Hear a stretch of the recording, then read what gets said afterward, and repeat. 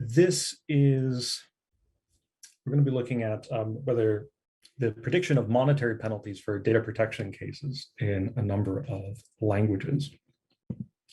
So the motivating question is, well, is machine learning able to provide something more effective for data protection regulation? And for those who may not know about maybe the intricacies of data protection regulation, I have a very brief primer on what happens. So in 2 sentences, data protection creates obligations for the controllers of the data, and it creates rights for the data subjects. So if you hold data, you have certain things you must do. If it is your data that is being held, you have rights against it. And often in probably the most widespread model, which we'll kind of call maybe the European model, data subjects can complain to an external authority, which can then is empowered to take corrective action, including perhaps even penalties. And this is what we're going to be looking at. Data protection authorities have a few challenges. Now, the first challenge is that we are having increasing digitization of our society, for better or for worse, and that means that there are more instances where the Data Protection Authority needs to be investigating.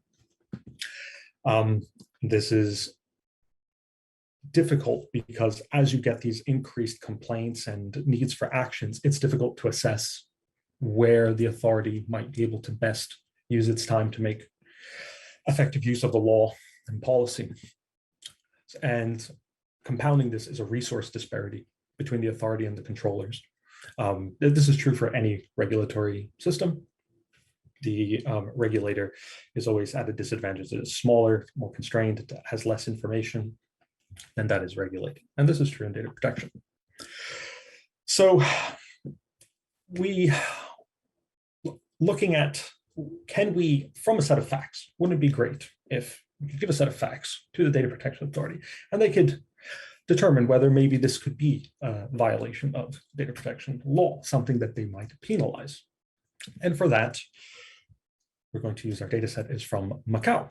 Macau is a special administered region in China, sort of less famous than its sibling, Hong Kong. You see it's a small little jurisdiction. It's a former Portuguese colony, and that has continuing influence on the public administration.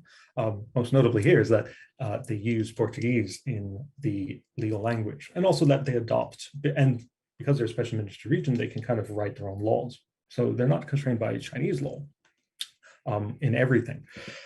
And like I mentioned, it's modeled, so their data protection legislation is modeled on the European model. So we have a little bit of generalizability here at the end for our conclusions. So in Macau, the law is the Personal Data Protection Act. It's very similar to what you'll find in GDPR or the European General Data Protection Regulation, and similar. It is overseen by the Office of the Personal Data Protection. The acronym is actually the Portuguese, which is, I'm not even going to pretend the person is going to make fun of me. Gabinete Proteção de Pessoas, Data Pessoas, something like this. And it's currently inundated with a lot of cases. In the last year, it had just a shy under 3,000 cases. And that represented a 60% increase on the previous year. And when you consider that the Data Protection Authority there really gets through about 10 to 20 cases a year, that really puts it in perspective. There's a lot that's missing. And how do you prioritize this? And so maybe we can use some methods from the literature to see if this might help. This is just a quick overview of how it gets there. So kind of what I'm explaining. It comes in through one of these catalyst things. There's either complaint or referral report. They assess whether it should be carried forward. They then determine whether there's a violation of one of the 3 types. And there's different articles. The first lot is about data rights. The second is about data security and confidentiality. And the last one is about publication of methods. And if you do, you end up with a penalty. And the penalty is not so severe like GDPR. You can end up with it's like about $5,000 US. I think that's the highest it can go if you convert the money. So what do we do? Let's get into some of the experiment. So we collected just a little under 300 cases, 281 cases. And what we did was, what's very helpful about this data protection authority is that it provides each of their cases in 3 languages: Portuguese, Chinese, and English. But the English is unofficial. It's just more for what is useful for us. And we have, out of all of those, we have about 26% received a penalty, and the rest did not. And that's really useful because in other authorities, they only report on the cases they give a penalty. This one, they tell you whether or not. So we get a nice binary classification test. We focused on the case brief. So the cases have the brief, like what had happened, the facts of the case. They have the analysis, and then they have their judgment. Like I said, and there's no reference to law or policy in those briefs. So that's really good. It doesn't bias it in any way. And there's a little example for one of the cases, and that's just kind of how it kind of describes it. And you can see already the differences between the 3 language groups in terms of, maybe what our inputs into the different models are going to look like. English and Portuguese are quite similar in number of when you tokenize the corpus. You end up with very similar numbers. The Chinese corpus is a little bit different, and that actually has implications later on in the results. So it's our task, prediction of whether a case will receive a penalty or not. And we want to attempt to replicate real-world circumstances. We utilize what's been used. So we're not really proposing any new methods here. We're just utilizing them in this pipeline. And we want to examine the differences in the languages. And we want to highlight maybe the limits between interpretability and explainability as it's useful in law. And so we take from previous literature where this has been used. We identified that SVM has been used a lot, naive Bayes, random forest. These are well-known methods. I know that there are now language models. We didn't do this. We wanted to see what a data protection authority could use really relatively kind of off the shelf without answering any kind of new questions. So we evaluate the performance of those 3 on the different texts. So we have our pre-processing, our feature extraction. This is a common model for the bag of words approach. Because of our small data set size, we use a 3-fold cross-validation, and we evaluate performance against common metrics. And then we explore explainability. So here is our table. You can go through a little bit more in the paper as you like. Highlighted obviously means that was the most performant. It's interesting that at least in F1 scores, it's quite similar for English and Portuguese, and that Chinese is a little bit less performant. And when we used the Lime methodology. So we ended up saying out of all of those, because Portuguese and Chinese SVM was quite good, why don't we just look at SVM? So we took one of the folds in the model, and this is just for a qualitative look. This is not to derive anything special. So we took which were cases that were the same, that they all classified the same as getting a penalty, and what were the predictive features. Now, because it's a bag of word approach, the kind of determinant features are a little bit nonsensical and in isolation. So it's interesting. So this case was about a photograph being used and published on a website, and somebody wanted it taken down. A company had been using it for promotion, and they got a penalty. So interesting, in Portuguese and English, photo is one of the biggest ones, but in Chinese, it's not. It's actually the first thing that's kind of positively putting to it is the term tao sao, which means to complain. And then the one after it is really an anonymization of the, it's E or Y in Cantonese, which means kind of an anonymization. So we don't really have a lot of great reasons why we have a determination this way or the other. And if you look at some of the other features that contributed, they're a little bit different in Portuguese and English as well. And they're completely different in the Chinese. The translations don't all match up.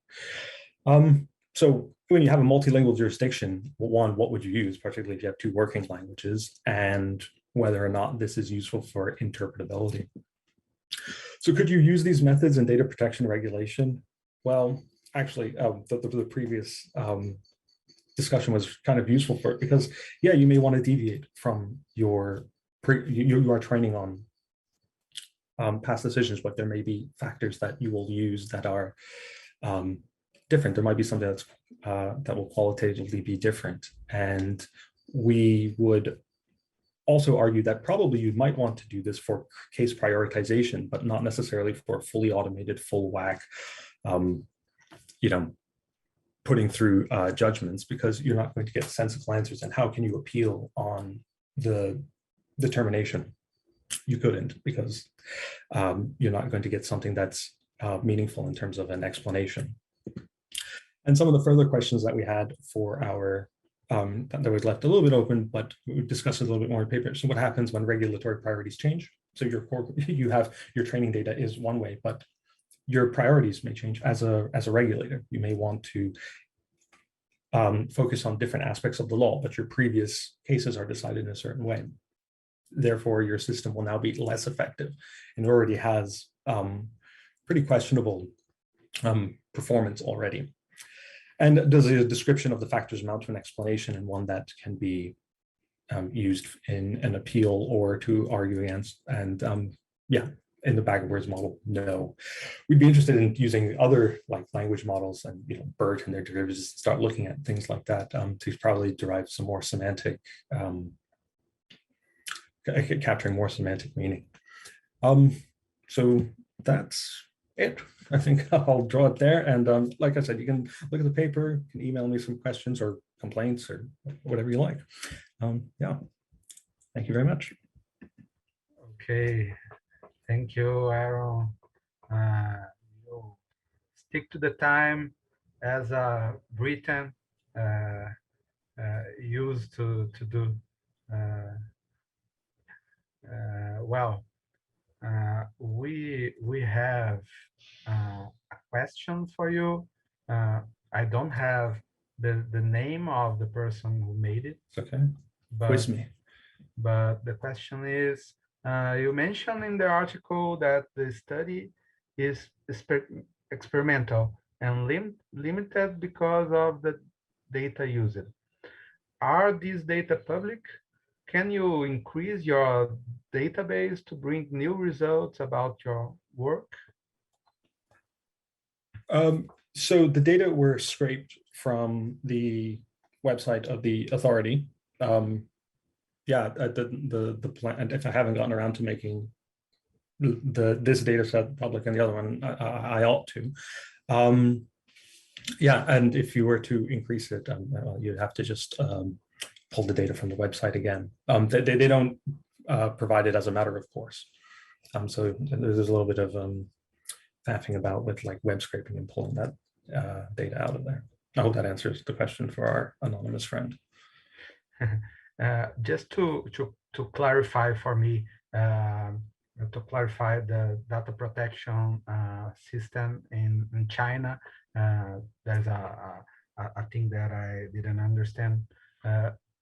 Macau has an independent authority, independent from the rest of China, right? Yes. So it runs its own domestic affairs, if you like. It's very similar. They have a constitution that runs so they have their own data protection act, which is different from Chinese legislation, and it is adjudicated upon by the courts in Macau, not in Chinese courts. Oh, interesting.